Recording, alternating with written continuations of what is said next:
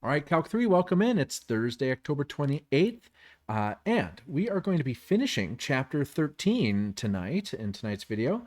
We're going to be finishing up with finding extrema, but this time absolute extrema. And so this is actually a more difficult problem than Calc 1. Calc 1 was actually pretty easy.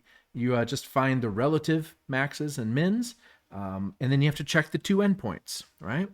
But unfortunately, in a multivariable situation, a function of two variables, well, we don't have just two endpoints anymore, do we? We have an entire boundary, an entire edge of the domain, if you will, right?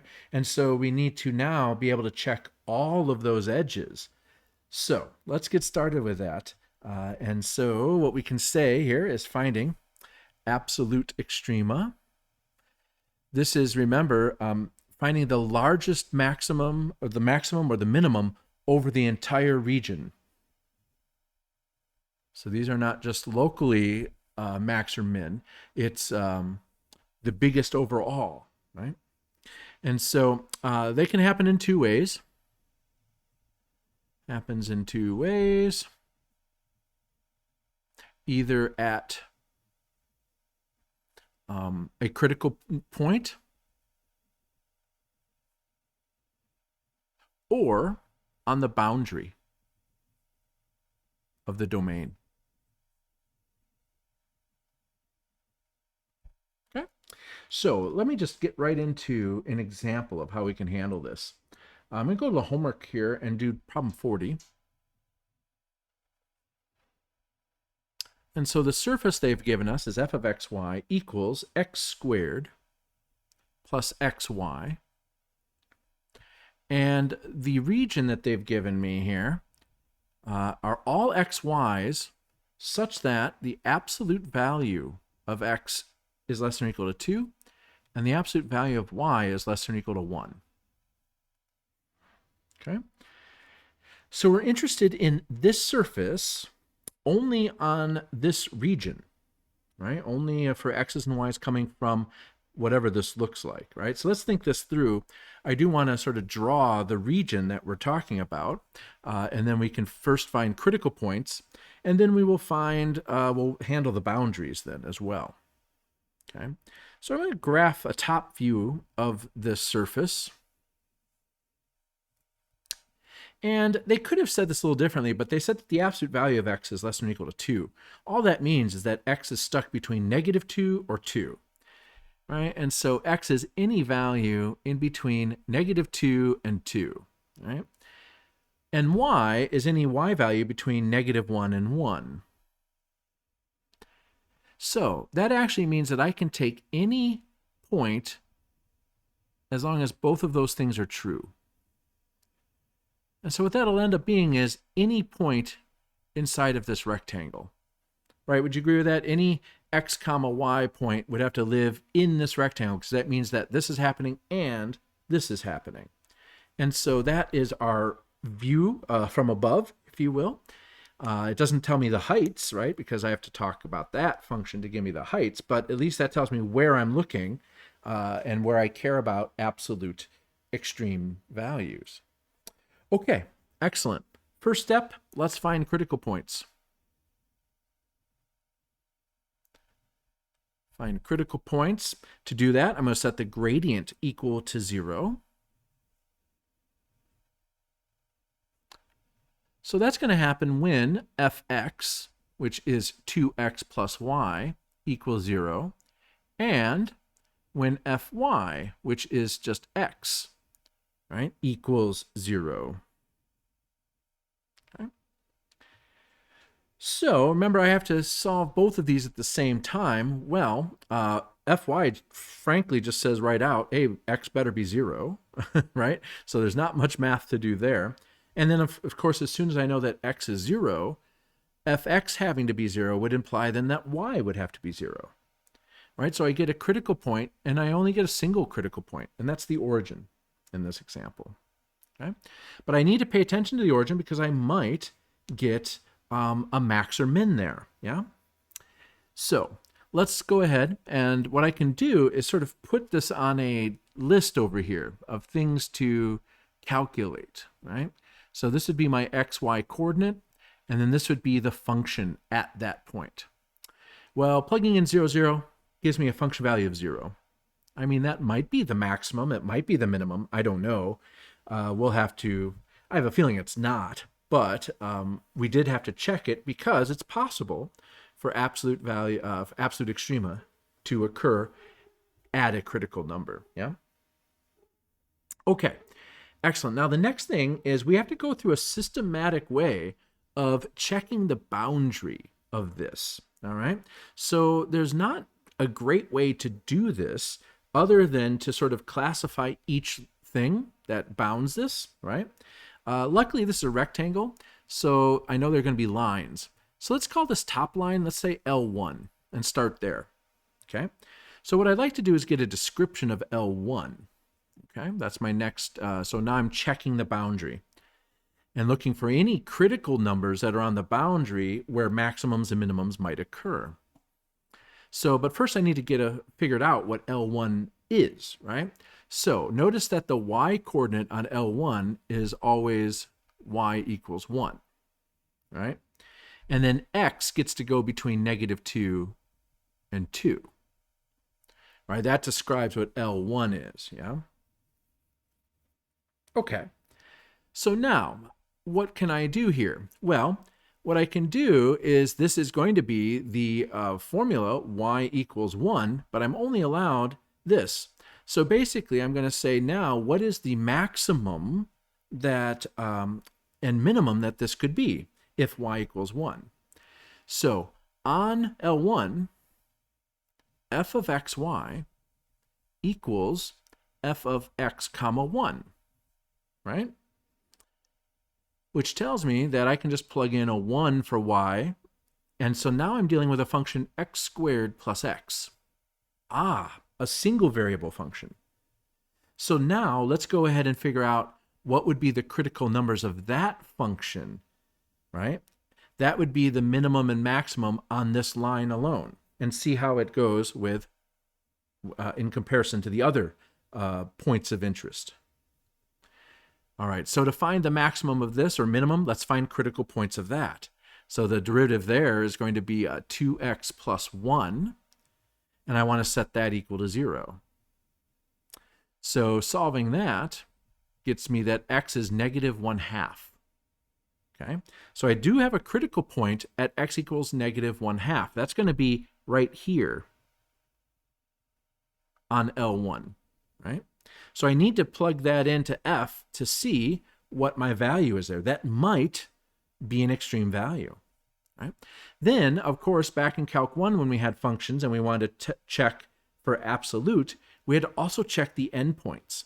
So not only am I going to plug -1/2 into here and see what the value is, but I need to compare it to the endpoints as well. So I need to check that point, and I need to check this point.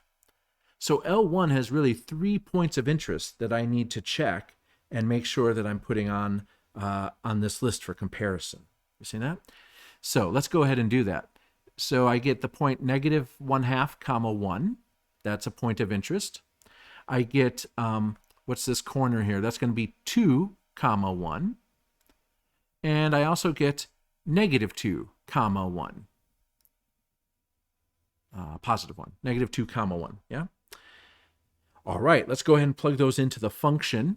Plugging -1/2 times 1 or 1 into here would get me what? That's going to be 1/4 minus 1/2. 1/4 minus 1/2 is -1/4. Okay. Plugging in a 2 and a 1 into the function here. Actually, I'm plugging it into here, but I've already plugged 1 into here, so I'm only looking here and plugging in 2. So that's going to be what? 4 plus 2 is 6. Ooh, that's a nice maximum so far. And then -2 comma 1, we have -2 squared, which is 4. 4 plus minus 2. 4 minus 2 is 2. Okay. So that's the story so far. And like I said, I don't really have great news because now I have to do this sort of process on L2. So let's go ahead and call that edge L2. And I'm going to do the same thing. But on L2, the x is 2, and y is going between -1 and 1. See that? On L2, f of x looks like this. F of xy looks like this. I plug in a 2 for the x. I get 2 squared, which is 4, plus 2y. Okay? This is a straight line, right? 4 plus 2y is a straight line. So the only important points I need to check for extremeness are the endpoints. Another way to say this is if I take a derivative of this, right, with respect to its variable y, notice that I get 2, the constant 2, and that's never equal to 0. So there are no relative extrema in between the endpoints. Any extrema would have to happen at the endpoints. So that did get me another point of interest. I already took care of this one because this one's on L1. So I already took care of that point, but now I need to take care of this point, and that was a new addition. So that point is going to be what? 2, -1. Plugging that into the function gets me 4 minus 2, which is 2. Okay. Let's go on to L3. L3 is going to be this bottom right there. On L3, I get that y is -1, and x is between -2 and 2. So then that means that on this line, f of xy equals, the y is permanently -1 on this line, right? So that's going to be x squared minus x. Plugging that y into there. And x is the variable. This I'll take a derivative, 2x minus 1, and then set equal to 0, and lo and behold, I get a critical point of 1/2. So that means I need to check this point here when x is 1/2 on L3. And of course, I have to check the endpoints. Okay, I already took care of that point. That was taken care of with L2. So this is a new point, and that's a new point. Okay? So let's go ahead and do that. I'm going to plug this point in. So I get 1/2. Plugging that in is going to get me 1/4 minus 1/2. 1/4 minus 1/2 is -1/4. And that's when I plug in 1/2, -1. Okay. Plugging in this endpoint here gets me, let's see, that's -2, -1. Plugging that in will get me -2 squared, which is 4, minus a -2, which is +2. 4 plus 2 is 6. Okay. Now one last line to check. L4, what happens on L4? Well, L4 is x equals -2, and y goes between -1 and 1. So now I can permanently plug in the -2 on this line. That's going to be 4 minus 2y. Oh, and just like L2, notice that I'm not going to get any critical points from this because the derivative of this is constant -2, which is never equal to 0. So that means there are no critical numbers in between here, and I've already taken care of the endpoints. Those are already on my list, so I'm done. I have now analyzed the entire boundary. Wasn't that fun? So yeah, finding absolute extrema in a multivariable situation is a bit more complicated because the boundary itself is now a two-dimensional figure. And so there's infinite number of boundary points to check. And so you hope that you can sort of get a handle on what those boundary conditions are, right? This one I lucked out. It was a rectangle, but sometimes you get like parabolic regions and you'd have to plug those in. And so they can be a little bit tricky, but at least you have to remember the two ways that this can happen, and that sort of motivates how you approach the problem. Okay, so finally, all I have to do is now look at what got me the smallest value and what got me the largest value, right? And so it appears that the maximum value is 6. So I would say that f is maxed equals 6. And that occurs at two places. It occurs at 2, 1 and -2 comma -1. So my maximum value is 6, and it occurs at 2 places. Then my minimum value appears to be -1/4. And -1/4 happens in 2 different locations. It happens at -1/2 comma 1 and 1/2 comma -1. So 1 minimum value, but 2 locations where that occurs. Okay. All right, and that's how you handle absolute extrema in a 2-variable function. Let's go ahead now and graph this on GeoGebra. I want to show you that you can actually graph this. You can even put in the restrictions in this case. So when I click on 3D graphics, it brings this up. And you can go ahead and use the function command. So I can say function, and I'll tell it the function I was working with, which was x squared plus x times y. I believe I did this in the previous video, didn't I? X comma, let's see, from -2 comma 2, and then y from comma -1 comma 1. And so yeah, this gets me the graph, the surface, the portion of the surface that I'm working with here. And what you can do here, right, is I can look at it from top view, and there's that rectangle, right? There's the rectangle from -2 to 2, and then y from -1 to 1. And then when I go ahead and do this, I can now start to see that I indeed do have maximum values, and it does appear to be 6. And it happens at the corners. And I have these minimums that actually happen on these sort of corners as well, down here and here, right? And you can sort of see that happening. Yeah, there they are, one there and one there. And so there we go. That's looks like we were able to get that. So all of these problems are very similar. You just got to go systematically through, making sure that you check all of the boundary and trying to find any maximums or minimums along that way. And then, of course, the absolute max would be the biggest value that you get over all of that. And the absolute min would be the smallest value that you get over that. Yeah? Awesome. Okay, that finishes 13.8. And so that is the mechanics of the problem. Now all we have to do is dress this up with a word problem, right? So this is what 13.9 is all about. And I'm only covering one problem. So you don't have to worry about any of the other problems. You just practice a problem like the one I'm doing, and that'll be the one similar to an exam, right? Question of some sort, yeah? So in 13.9, this is page, what page is this? Page 949. Ooh, almost 1,000. You've almost done 1,000 pages of calculus. Like, what the heck? That's a lot of pages of calculus. Anyway, let's get going. 13.9. Applications. Too much calculus. No. There's no such thing. Applications of Extrema.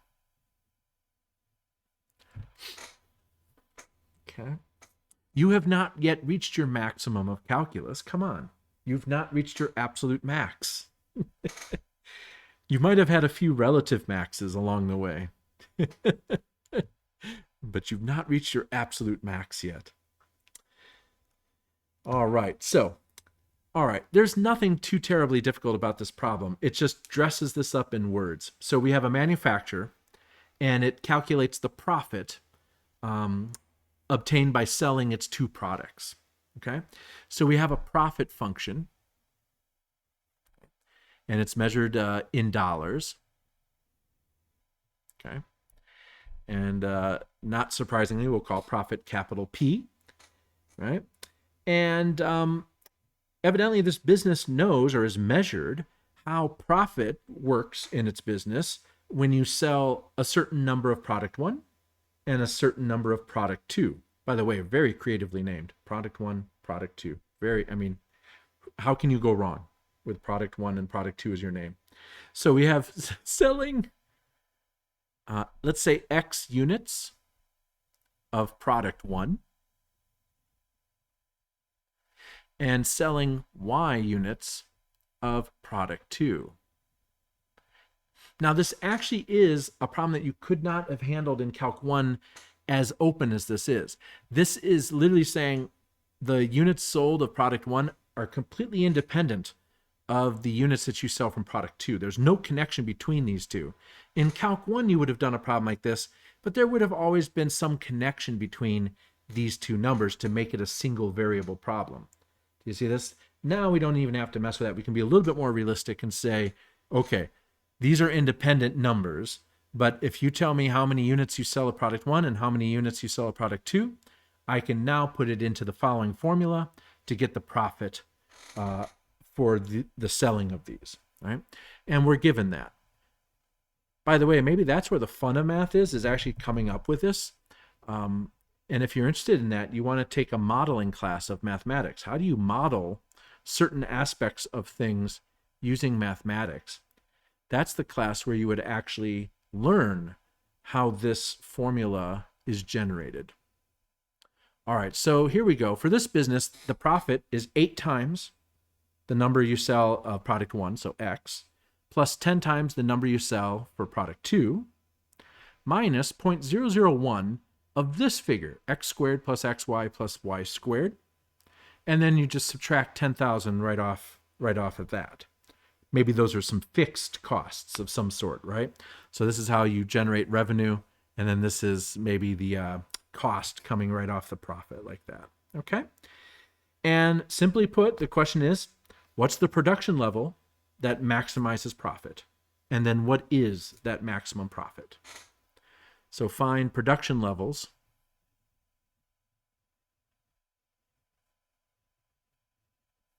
to maximize profit. And then what is the profit? What is max profit expected? Okay. So those are the questions before us. Obviously, it's an optimization problem, right? And so we want to maximize this function. We want to find the maximums, relative maxes or whatnot of this, right? So let's go ahead and do that. See what we can say. I'm going to then need to think about the gradient of P, right? And set that equal to 0. So that implies that the partial derivative with respect to X, so that's going to be 8, that's gone. This, I can factor out the negative 0.001 and then just take the derivative of the inside here with respect to X, which is going to be just 2X plus Y. Y squared is 0, the derivative is 0, and then the derivative of negative 10,000 is 0. So I get Px equals that, and I'm going to set that equal to 0. And we want the partial derivative with respect to y set to 0. So let's take that. So that's going to be 10. Again, I'll factor out the negative 0.001 times the derivative of the inside, which is going to be x plus 2y, and set that equal to 0.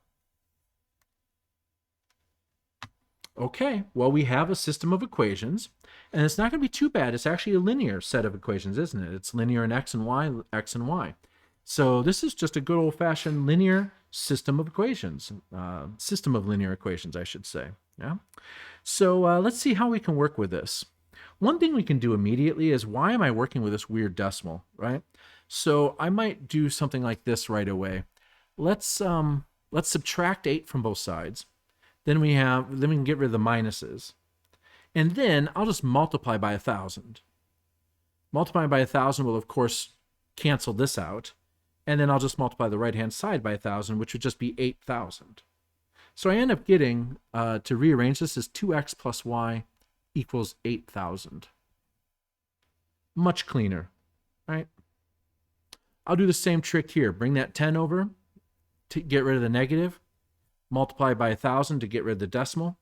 And so then I will have x plus 2y equals 10,000. All right. All that remains is to solve this system of equations. Okay. Now, from here, you can do a variety of ways, whatever you're comfortable with. And so let's see here.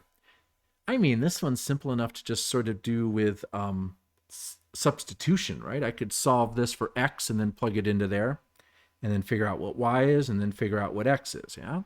And so maybe I do that. So I'll take equation 1 and maybe solve that for y. So 1 tells me that y is 8,000 minus 2x. So then 2 would tell me that x plus 2 times that, 8,000 minus 2x, is 10,000. Okay. I'll go ahead and multiply this all out and see what I get. We can get x minus 2x minus 4x, so it's going to be negative 3x. All right. Plus 16,000 equals 10,000. I'll subtract the 16,000 off. I'll get negative 6,000. Then divide by negative 3. It looks like I get 2,000. So it looks like I need to sell 2,000 units of product 1. All right. Now, careful here.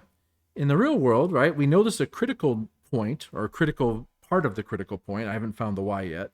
But I made an assumption in what I just said. That's not quite correct, is it? I sort of assumed that this has got to be my maximum. But remember, in mathematics, this could be a minimum. And how embarrassing would that be is to say when somebody wants, hey, what's the maximum profit? I actually give them the way to calculate the minimum profit. Well, that would be really embarrassing and terrible, right? So we need to test our critical point once we get it. So let me get the y value, and then we'll need to test it to see if it's actually a maximum. All right, so now that I know that x is 2,000, just plug it into here, and I get y. Y is 8,000 minus 4,000, which is 4,000. So I get y is 4,000. Okay, that does mean that my critical value, or critical number, 2,000, comma 4,000. Okay. Let's see if I actually get a maximum or a minimum. So what I can do is I can actually calculate the second partials, right? I can do the second partials test to test them. So the derivative of this with respect to x, the 8 is gone. This will be multiplied out, and the derivative of 2x plus y is just 2. So I end up getting that this is negative 0.002. Pxx happens to be a constant. Pyy, take the derivative of that, that's going to be gone. This will be times the derivative of this, which happens to be 2. So negative 0.002.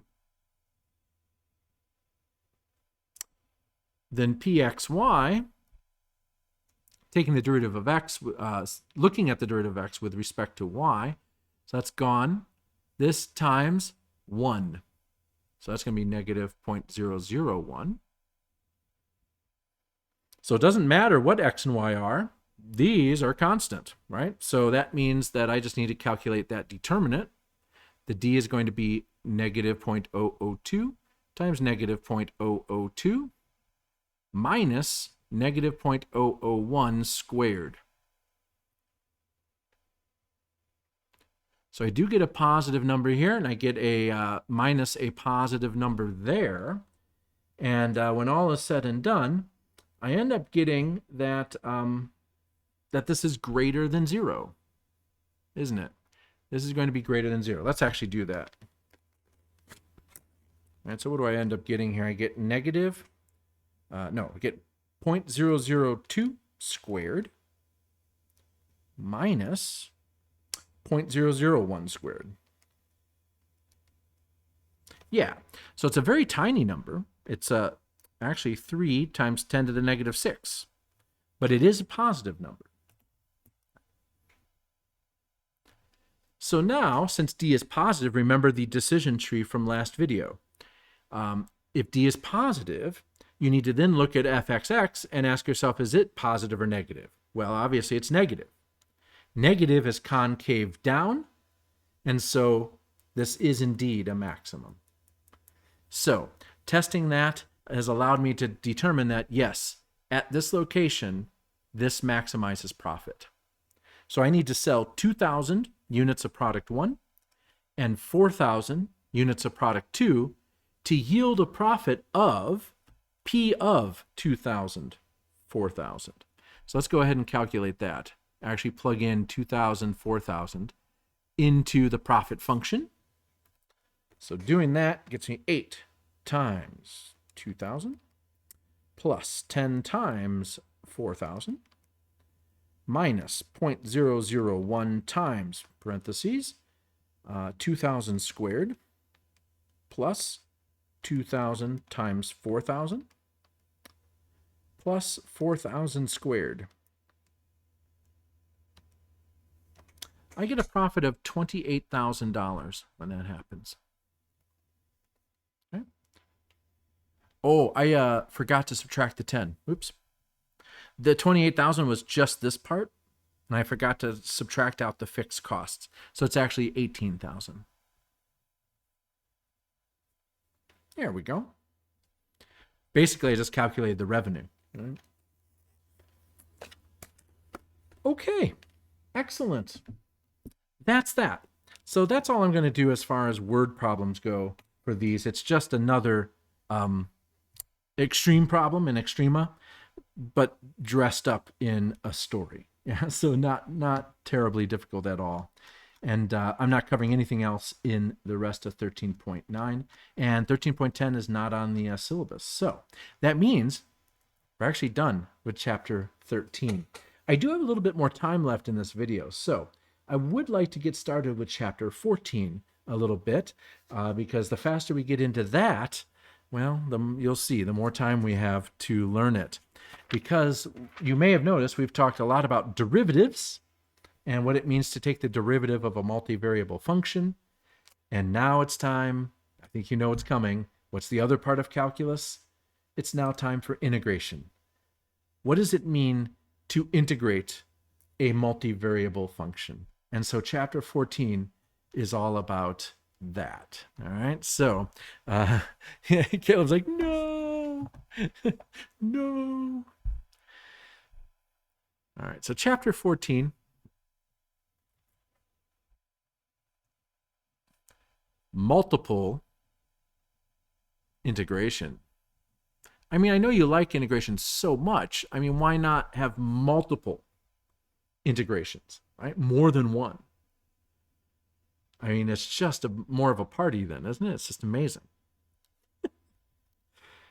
All right.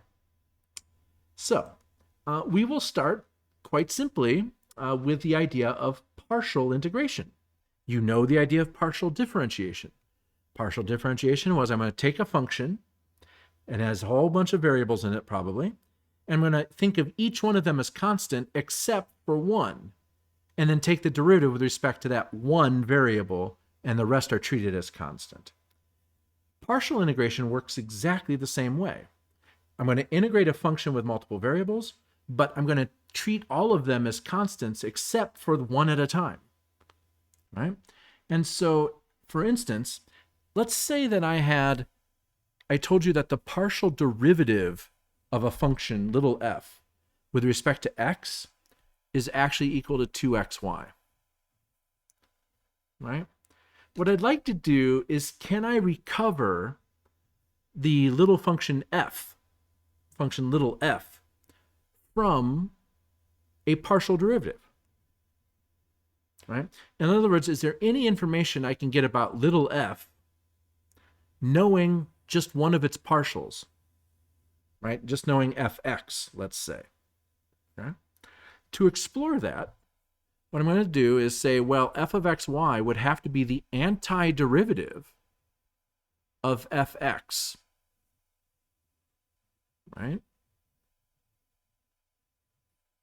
In other words, if I took a function and I took the derivative with respect to x, if I anti-differentiate with respect to x, shouldn't that undo each other and get me the original function, right? So in this example, wouldn't that be getting me something like the integral of 2xy with respect to x? Yeah? And now here comes the partial integration concept. I have to integrate this multiple variable function where x is treated like a variable and y is treated like a constant. See that? So what does that mean? Well, remember, you can take constants outside of the integration. So that means I can take the 2 out. And I can take the y out. You're not used to letting letters outside of the integration. But relative to x, y is constant. So it can be taken out as well. So now I'm only asking for what is the antiderivative of x with respect to x.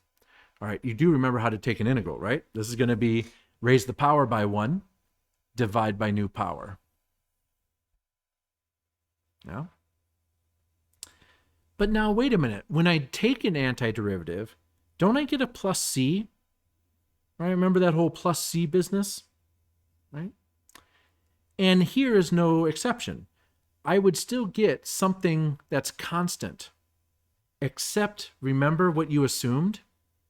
You assumed that anything that had y in it, you assumed that y was constant.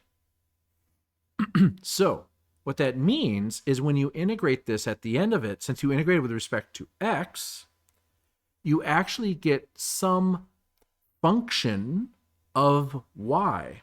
So maybe call that g of y. Now think that through. If I was to, let's simplify this. The 2's cancel, and I get x squared y plus this. Now, where did I get this? Instead of plus c, I get a function? What are you talking about? Well, think about it now going back the other way. Take the derivative of this with respect to x. Right? Taking the derivative of this with respect to x will get me 2xy. Right? Plus, taking the derivative of this with respect to x is 0. See that? So this is actually how bad this could look, right? Relative to x, it would miss anything that was only stuff with y. In other words, the question about can I recover little f from just knowing fx, just one of its partials, shouldn't surprise you that I only get a part of the description of little f. There's this whole sort of unknown part still out there. See that? And it's an unknown function of y. It's a little bit more complicated than just plus c, right? It's plus a function of y, which was treated like a constant. All right. Does that make sense? So let me recap what I did. If I know that fx is 2xy, what this tells me is that I at least know a piece of what f should look like. It needs to look like x squared y plus some function of y, where there's no more x stuff allowed. Right? And so then I can actually go back and forth, right? Taking the antiderivative here, then taking derivative to get back. Right? So these two things are connected in that way. So it's no longer a constant of integration, is it? It's a whole function of the other variables. Okay? All right. Now, let's talk a little bit about some other shenanigans that can happen as long as we're taking, considering things as a constant, right? So let me try this. I want to now integrate, let's say, 2xy again, but this time let's make it a definite integral. Let's say that I want to integrate from x equaling 1 to x equaling 2y. I'm sorry, I beg your pardon, what? That's not allowed. How can you have a letter up here? Ah, but it's totally allowed here, right? I'm integrating with respect to x values. So y is treated like a constant. So as far as x knows, this is integrating from a constant 1 to a constant 2y. Because for right now in this context, x is the variable and y is treated like a constant. See that? So this actually works. This is still okay to plug into the fundamental theorem of calculus. The fundamental theorem of calculus says I can calculate this definite integral if I find an antiderivative of this, and I can plug in this constant, subtract, plug in this constant. And because these are constants relative to the variable I'm integrating, nothing is broken here. I can just go ahead and follow that rule just the same. It just feels and looks weird that I'm going to plug in a letter instead. But it's treated exactly the same way. So, for instance, what I get here is the antiderivative of 2xy is x squared times y. But this is being evaluated from 1 to 2y, which means this gets put in as an x value. So I really have 2y squared times y minus, plug this in for x, 1 squared times y.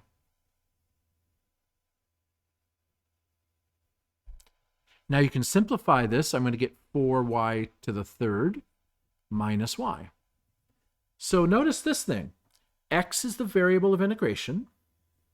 When I integrate x from a certain x value to a certain x value, I can use the fundamental theorem, and I end up getting a function of the other variable. So it's like we sometimes say that we integrated the x out, and all that remains is the y function stuff. Do you see that? And so that is going to always happen. If I integrate with respect to x, I'm going to end up with a function of the other variables. Now, this example only has 2 variables. So if I integrate with respect to x, the result is a function of y and y alone. Right? If I still have x's after integrating x out, I've made a mistake. There's a mistake that's happened. Okay? All right. So now, just to sort of emphasize a thing here, if I had written this instead, 1 to x of function with respect to x, this is problematic. Because now this is 1 to the variable x. This would not be allowed in the fundamental theorem of calculus. That doesn't make any sense to write that. But it totally makes sense to say that this is some other variable and it's constant in the moment, right? So that gets rid of that technicality like that. Okay. All right. Let's go ahead and just do a couple examples here, just some calculation examples. Believe me, we'll get into what it does and why we would care to do this. Believe me, that is coming. But for now, let's just practice some calculation, basic calculation and things here. So example, let's integrate from 1 to x the function 2xy plus 3y squared with respect to y.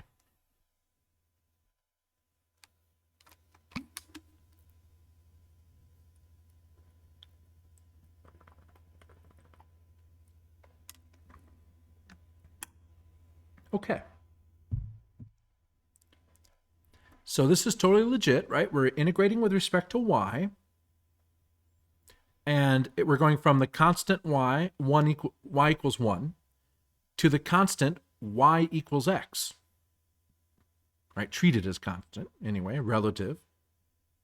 Right? So now all I have to do is find an antiderivative, right, of this with respect to y. All right. So 2 and x are a constant in this context. So now I'm just integrating y, which would be y squared over 2. So the 2's will cancel, and that leaves me x y squared. Plus, let's integrate this with respect to y. This is going to be y raised to the power by 1, so plus y cubed, divide by 3, and here the 3's cancel. So here's my antiderivative. Now I just need to evaluate this from 1 to x. And it's really good to remember that these are y values. This is integrating from y equals 1 to y equals x. Because when it comes to here, I'm going to replace these for the y's. Right? So I'm going to end up having x times x squared plus x cubed minus whatever I get from plugging in 1 for y. So it's going to be x 1 squared plus 1 cubed. Right? And as always, be careful with your parentheses, be careful with plugging it in the right order, all that good stuff. So I end up getting x cubed here, x squared times x is x cubed. X cubed plus x cubed is 2x cubed. And then this is subtracting x plus 1 in parentheses. So I can multiply that, distribute that through, and lo and behold, I get a function of x. Integrating with respect to y has now dropped me down to just a function of x. Would you agree with that? Right? Any questions with that?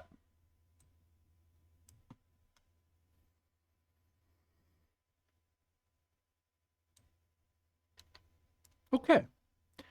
But now that this is a function of x, do you see at least it would be legal, mathematically speaking, to integrate this like in Calc 1, right? So I could totally just say, okay, take the answer to what you got here. And now for giggles here, let's say we integrate from 1 to 2 of the function 2x cubed minus x minus 1 with respect to x. Well, this is just a straight up Calc 1 problem, isn't it? Right? I mean, there's nothing tricky here at all. This is just a function of x being integrated with respect to x from x equals 1 to x equals 2. You know, honest to goodness constants. You know, none of this relative stuff, right? It's just, right? It's 1 to 2.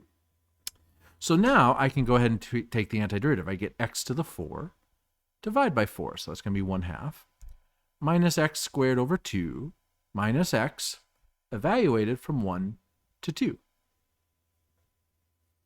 So I can plug this 2 into x here. So I'm going to get what? 2 to the 4 is 8, right? 8 divided by 2 is 4. So that's going to be 4. Minus 2 squared is 4 over 2. So that's 2 minus 2 minus 2. And then minus, plug in a 1. So I'm going to get 1/2. Right? Minus a minus, so plus 1/2. Minus a minus, so plus 1. Isn't 2 to the 4 16? It sure is. When I said 2 to the 4 is 8, everything in my head said, that's not right, but I continued on with it. So yeah, 2 to the 4 is 2 squared times 2 squared. 4 times 4 is 16. Yes. Thank you for catching that. Okay. Half plus half is gone. 8 minus 4 is 4. Plus 1, which is 5. So it was a path, but boy, we got to a number at the end, didn't we? We got to 5. Now, let me recap what we just did. It's like I took the integral of an integral. Would you agree with that? I mean, at the beginning, I said, let's calculate the integral from 1 to x of 2xy plus 3y squared with respect to y, right? Then I took this answer and I integrated that.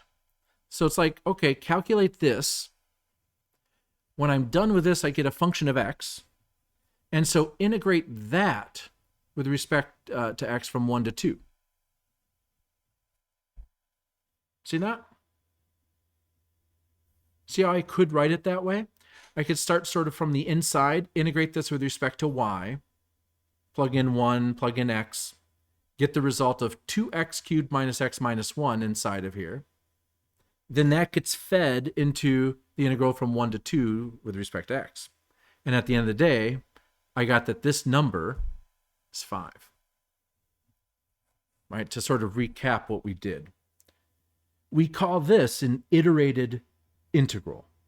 Literally an integral of an integral. I iterated that process. I did a couple iterations of that process. Yeah. And so we call that, an iterated integral. Okay. And these types of integrals are going to come up very frequently in the near future here. Okay. Some other names that we give these pieces. We now have, let's call these the inside limits of integration.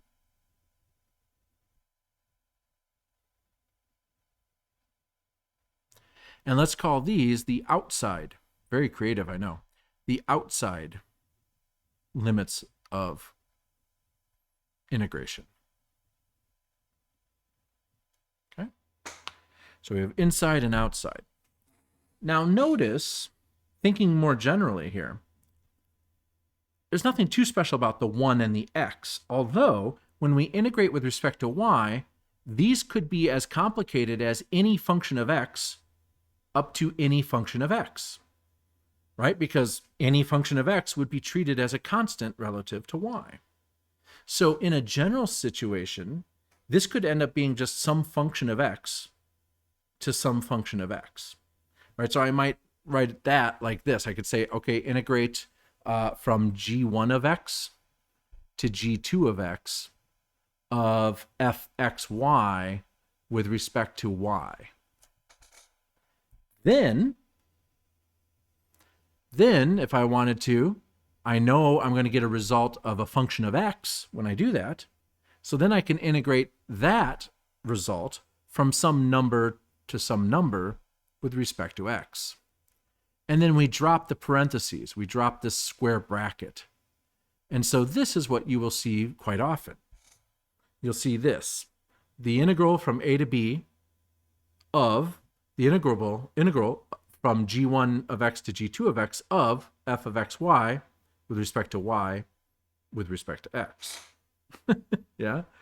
And so we tend to bring this sort of together, right? And don't, but it can be read as like the inside, do the inside integral first, perform that, calculate that, and then feed its answer to the next integral, and then calculate that, right? But the point here is that these can be functions of a single variable, and these must be constants for this to make sense in that way. Okay. All right, I think I'll end this video with one more example where I just try to find the iterated integral in this look, right? So let's see if we can do that, and that'll be a great place to stop for the week. Okay. Let's see here. I'm going to pick one from the homework. Yeah.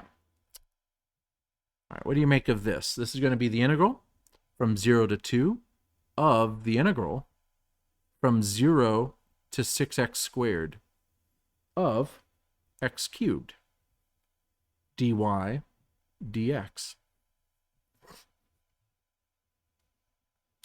And let's see if we can calculate this. I mean, frankly, all that this outside integral is right now are literally just parentheses. So I usually just like write this as 0 to 2, and then I write, you know, something, whatever that's going on in this inside one. I just write that here. And for now, these are just fancy parentheses. The integral from 0 to 2 and the dx, the action's happening on the inside, right? So now I look at this and I say, okay, I want to integrate this with respect to y. That's going to be x cubed y, evaluated from 0 to 6x squared. And then the dx is still hanging out like as a fancy parentheses. See that? So I still have the integral from 0 to 2 of, now I get to plug in this as a y value, right? Because this is y equals 0 to y equals 6x squared. So going ahead and do that, I'm going to get x cubed times 6x squared minus x cubed times 0 with respect to x. This should now simplify and have nothing to do with y anymore. If there are still y's around, you've done something incorrect. So I get the integral from 0 to 2 of 6x to the 5th. And that's gone. So that reduces down to this, and now I'm safely in Calc 1 territory, right? So this is going to be x to the 6, divide by 6, so the 6's cancel, and evaluate that from 0 to 2, although, as Caleb can attest to, this is where I messed up before. 2 to the 6 is my answer, minus 0, right? And 2 to the 6 is, of course, 4. No, I'm just kidding. 2 to the 6 is what? 4 times 4 times 4, yeah? 16 times 4. Oh, it's 8. Thank you. Yes, yes. 16 times 4 is that 64?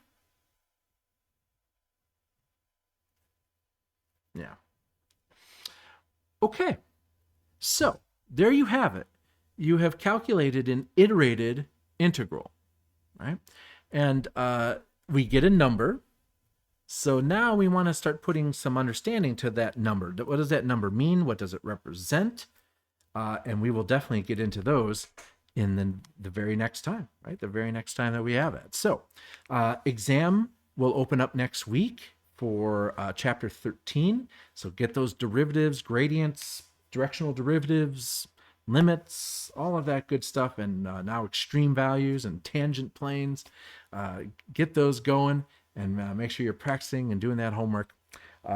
In the meantime, I hope you're doing well and staying happy and healthy, and looking forward to next time. All right. Have a great weekend. And until next time, bye now.